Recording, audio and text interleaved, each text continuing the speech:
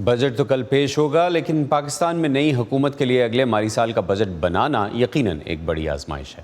ایک ایسے وقت میں جب آمدنی اور اخراجات کے درمیان بڑھتا ہوا فرق جو اس مالی سال میں ماہرین کے مطابق 5,000 ارب تک ہو سکتا ہے، اس وقت کا سب سے بڑا چیلنج مالیاتی خسارے کا ہے۔ ماہرین کے مطابق موجودہ حکومت کو خسارہ کم کرنے کے ساتھ ملک کی معاشی شرح نمو کو بھی بڑھانے کے لیے اقدامات کرنے ہوں گے تاکہ روزگار کے مواقع پیدا ہو سکیں اور اس کے ساتھ ساتھ پیداواری عمل کے ذریعے عام آدمی کی آمدن میں بھی اضافہ کیا جا سکے۔ اگلے مالی سال کے بجٹ میں کیا معاشی پالیسی تبدیل ہو سکتی ہے، اس پر بات کرنے کے لیے ہمارے ساتھ اسٹوڈیوز میں موجود ہیں اسد اللہ خالد۔ اسد، کیا فرق ہوگا اس بار بجٹ میں جو ہمیں پی ٹی آئی کے دور میں نظر آیا تھا اور اب جو موجودہ حکومت بنانے جا رہی ہے؟ عاطف، جب بھی پاکستان میں حکومتیں چینج ہوتی ہیں تو نئی حکومت پہ پریشر تو بہت سارا آتا ہے، اور وہ ہم نے دیکھ لیا کہ ہر دفعہ جب بھی کوئی نئی حکومت آتی ہے اس کو شاید IMF کے پاس بھی جانا پڑتا ہے، نئے پیسے بھی جمع کرنے پڑتے ہیں۔ تو اگلے سال کے لیے میں کچھ نمبرز دیکھ رہا تھا کہ ٹوٹل ایوریج پاکستان کو 40 سے 42 ارب ڈالرز چاہیے ہوں گے۔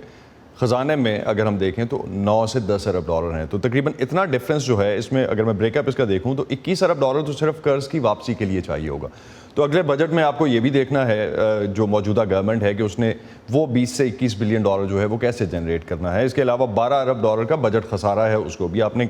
پلگ کرنا ہے۔ اور اس کے ساتھ ساتھ اگر ہم ریزروز کی سچویشن دیکھیں جو کہ 9 یا 10 ارب ہیں، جو کہ 6 سے 6.5 ہفتے کے ہارڈلی امپورٹس کے برابر ہیں، اس کو بھی آپ نے فائنینس کرنا ہے، اس کو بھی فیول کرنا ہے۔ تو کافی چیلنجنگ ہوگا۔ کل میں کہیں ایک ڈیبیٹ اسی طرح سے سن رہا تھا اور اس میں ایک چیز کہی گئی کہ جو بجٹ کا بیسک ڈفرینس ہے، اس سے پہلے بجٹ مشکل ہوتا تھا، اس دفعہ عوام کے لیے بجٹ جان لیوا ہوگا۔ تو کافی تگڑا جو امپریشن ہے وہ یہ ہے کہ اس دفعہ کی حکومت کے لیے یہ بجٹ بنانا اور اس کو عوام کو اس کو بیئر کرنا بہت مشکل ہوگا، خاص طور پہ اس چیز کا جب ہم جائزہ لیتے ہیں کہ گلوبلی قیمتیں بہت بڑھ گئی ہیں اور پاکستان میں بھی انفلیشن پچھلے سال جو 7 سے 8% کا ٹارگٹ تھا، 14% آفیشیل نمبرز ہیں۔ اور اگر ہم سینسٹیو پرائس انڈیکس کو دیکھتے ہیں جس میں بیسیکلی عام آدمی جس سے زیادہ متاثر ہوتا ہے، جس نے جو کھانے پینے کی اشیاء ہیں وہ اس میں زیادہ ہیں،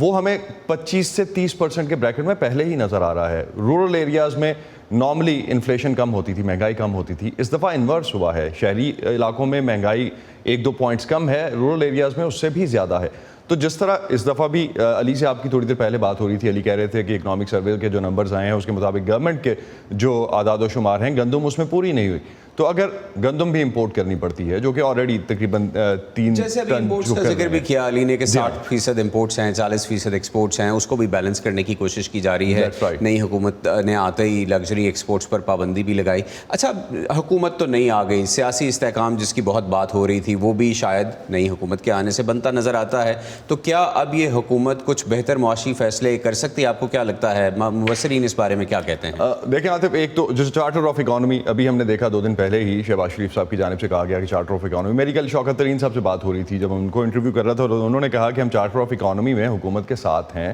کھڑے ہوں گے، لیکن ان کی شرط الیکشن کی ہے۔ سو سیاسی ایشوز جو ہیں اس کی وجہ سے معیشت کافی حد تک امپیکٹ ہوتی ہے۔ جو سبسڈیز کا فیصلہ ہے جو کہ کافی ڈیبیٹ رہی، ہم نے پچھلے کچھ دنوں میں دیکھا، خاص طور پہ عمران خان نے جو 400 سے 500 ارب کی سبسڈی جو رکھی روپے کی، وہ کس طرح سے رکھی گئی، جو کہ آلریڈی ہم ایک مشکل سچویشن دیکھ رہے ہیں خزانے کی، لیکن شوکت ترین کا کہنا تھا کہ ہم نے یہ سارے کا سارا پلان کیا تھا اور اس کے اکارڈنگلی ہم نے یہ سبسڈی رکھی تھی۔ لیکن اگر ہم جب تک ایک پولیٹیکل کنسنسس نہیں ہے، جب تک ہم اس کانٹیکس میں نہیں دیکھ سکتے، تب تک